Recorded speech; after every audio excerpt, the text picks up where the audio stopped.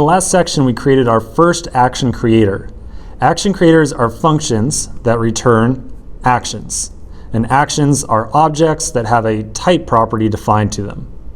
Actions are used to tell our reducers to update in a very specific fashion. So the very specific action that we created should be informing our reducer that we intend to select a new book. So that's the goal here. So we've got our action creator at this point in time, but we need to figure out how to call it properly. So here's the process for calling an action creator. First, we determine where we want to call this action creator from. Well, chances are we want to call the action creator from the list item component. Whenever a user taps on this card section right here is when we want to call that action creator and say, hey, we need to select or update the currently selected library. Now, I wish I could say that calling an action creator was as simple as importing it and just calling it inside this component right here, but it's not quite that easy. Here's the thing. The action creator that we just made is a plain JavaScript function, right? And it just returns a plain object. So the overriding theme with Redux here, beyond the fact that, really confusing terminology, is that it is not magic. There's no magic whatsoever. Just calling an action creator, like, if I just called this function and saw this object return, nothing will automatically happen. Like, Redux does not magically say, oh, you just called a function from the actions file. Well, let me take that action and do something with it. No, that's not how it works. We have to make sure that the action and this action creator are specifically wired up to Redux. So again, general rule of thumb, remember that for every part of a Redux application that we build, from the components to the actions to the reducers, they all have to be wired up at some point. So here's how we wire up our action creators inside of an application. This is a 100% reproducible process, so we're going to do it once now, and then we will do it again and again and again and again in the exact same fashion. First, I'm going to go to the file that I want to call the action creator from. So inside the list item, I want to be able to call that action creator so I can update the currently selected library.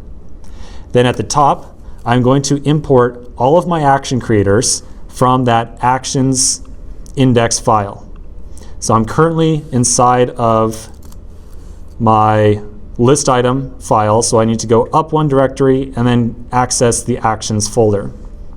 Because the actions folder has an index file inside of it, I'm just going to import the actions folder, and of course that will automatically give me the index file. Now I'm going to do one really weird thing here. I'm going to say import star as actions from up one directory, so ... notice the ... there, / actions, like so.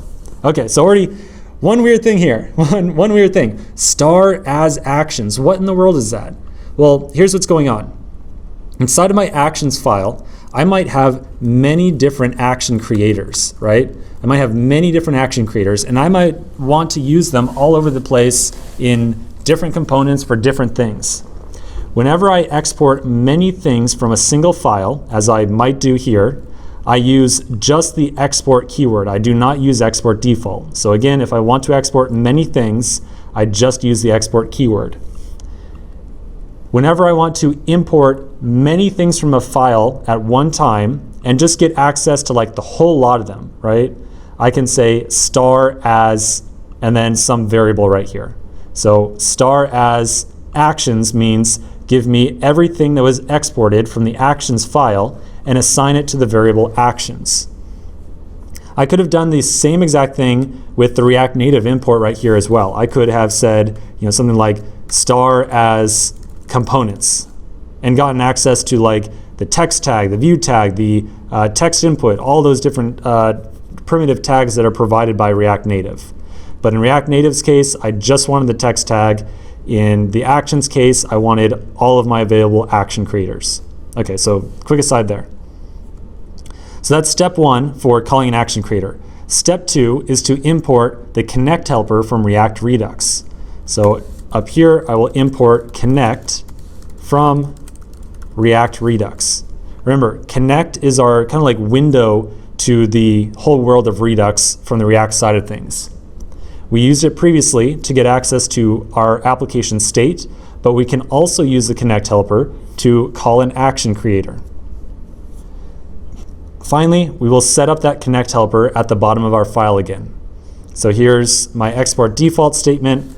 I will add in the connect helper with one set of parentheses, and then wrap the list item with a second set. Now, when we last used the connect helper, we passed the function map state to props as the first argument. That is the purpose of the first argument to connect right here. Like, the first argument must be the map state to props function. The purpose of the second argument, however, is to bind action creators to this component. Now, because we do not have any map state to props that we want to pass to this, I'm going to pass in null as the first argument.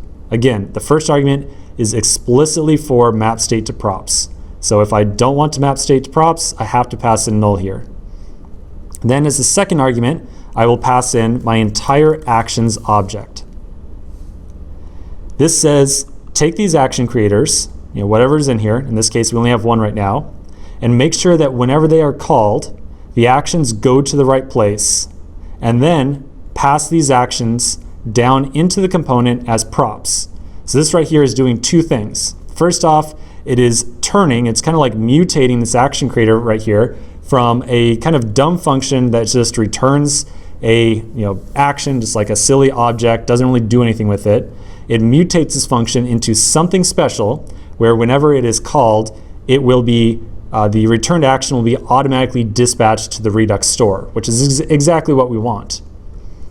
The second thing that it does is it takes all of the actions that are inside this object, which again in our case we have just one, and it passes them all to our component as props. Okay, so very common theme that you might see arising here. Whenever we use the connect helper, it is modifying what data is going to show up to our list item as props. So just to make sure that's the case, I'm going to add a console log statement inside of my component, and I'm going to console log props. And I don't know why this error message keeps on popping up there. Anyways, so I've got a console log here. I'm just going to console log my props object. Let's now flip over to my console here. I will also open my simulator. Let's do a refresh. And very interestingly, you will notice that because my component is rendered 9 times here, I get 9 separate console logs. And if I expand any of these, you'll see that my props object now has an argument called select library. So this is my action creator right here. I can now call this action creator. I can pass in the ID of the library that I want to select. That will generate an action. So here's my select library action right here. It will generate this action and it will automatically dispatch it to all the different reducers in my application. So in practice, when we had previously worked with Redux and we called store.dispatch ourselves, in practice, we do not have to call dispatch ourselves from our components. We use this kind of automatic binding with the connect helper to do it for us. Okay, so at this point in time, we've now got access to our action creator select library inside of our component. All we have to do is call it with the very particular library's ID that we want to select. There's just one little problem here. We don't yet have anything to receive a touch event. Okay, like nothing to receive a press event like we did previously with a button. Remember, only touchable components can receive tap events. So we're going to need to import one into this component to receive a tap event. Let's take care of that in the next section and then do a big review on how all these action creators work.